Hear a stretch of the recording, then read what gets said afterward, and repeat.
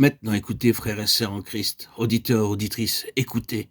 Le Seigneur Jésus fut l'expression humaine de la pensée de Dieu pour l'homme, quant à sa vie et sa marche. Il acceptait le fait que ce n'était pas en lui-même, mais par la foi dans le Père, comme vivant du Père. Et ainsi, il considérait chaque parole avant de la prononcer ou chaque acte avant de le réaliser, s'assurant qu'il n'agissait pas de son propre chef, mais en parfaite communion avec le Père. Il s'agissait d'une question de foi et de dépendance au Père. Les paroles que dit « Je ne les dis pas de moi-même », Jean 14, 10. Le Fils ne peut rien faire de comme venant de lui-même, Jean 5, 19. Ce furent sa vie et sa marche, ayant leur origine en Dieu. Et c'est Jésus-Christ. Jésus-Christ est le seul qui l'ait déjà accompli. Cette obéissance, soumission, dépendance au Père. Il est le seul qui puisse à jamais réaliser la volonté du Père. Vous et moi le savons très bien, l'imitation de Christ est une absurdité pieuse, sans valeur. Si Christ ne vit pas sa vie en nous, il ne peut y avoir aucune imitation de Christ. L'entendez-vous bien? Pourquoi le Saint-Esprit est alors venu? Était-il nécessaire qu'il vienne? Il est l'Esprit de Christ venu afin que nous puissions marcher par l'Esprit comme Christ a marché. Et qu'est-ce que cela implique donc? Non pas la vie de divinité, mais la vie divine dans l'homme. La vie de Dieu dans l'homme, vécue par la foi, par l'entière dépendance, par l'obéissance, la soumission. Il a appris, bien qu'il soit fils, l'obéissance par les choses qu'il a souffertes. Hébreux 5, 8. Il nous faut donc vivre Christ et non chercher à l'imiter, imiter un personnage, laisser s'établir en nous. Christ vit en nous par notre nouvelle naissance. Nous avons reçu son esprit. Et son esprit ne doit pas être étouffé par les désirs et les aspirations mondaines, les attractivités contraires à sa volonté.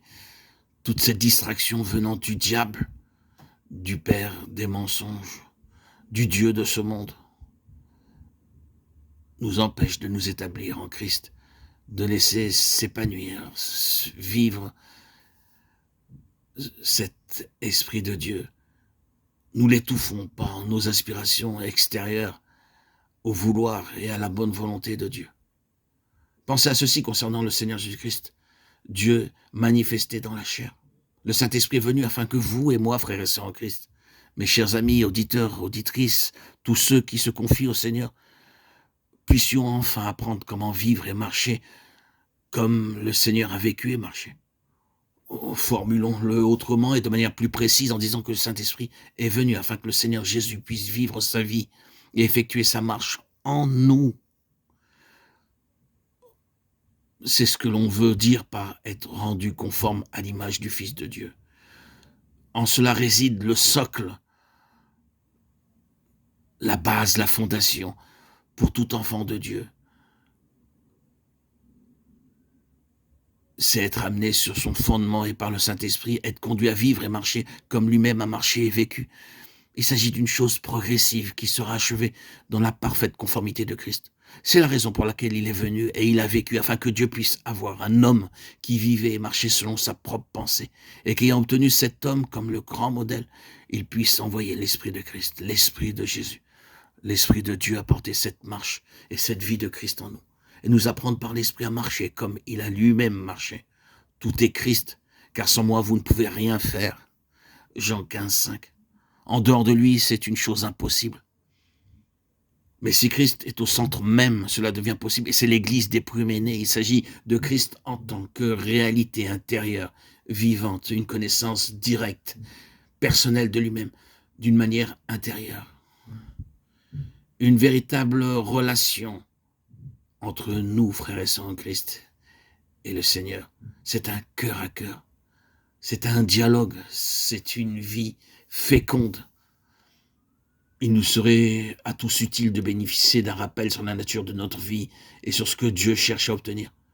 Une église, une assemblée, un ensemble corporatif qui soit l'expression de ce que Christ était, afin que nous ne marchions pas selon la chair, Si nous marchons selon la chair, nous mourrons. Si nous marchons selon la chair, nous accomplirons les désirs de la chair. Et cela est tout à fait contraire à Dieu. Mais si nous vivons selon le Saint-Esprit, alors par lui, nous ferons mourir les actions de la chair et Christ sera formé en nous. Nous pourrions solutionner tout ceci avec une seule réponse. Cela relève de notre marche directe et personnelle avec le Seigneur. L'histoire avec Dieu commence là. Aucune autre histoire ne compte ni ne doit nous préoccuper. En aucun cas, une autre histoire ne doit nous influencer. Elle ne doit certainement pas être le fondement sur lequel nous nous tenons, quelle qu'elle puisse être. Une histoire avec Dieu est celle où commence d'une manière vivante une connaissance de lui-même. Et il n'y a aucune autre histoire.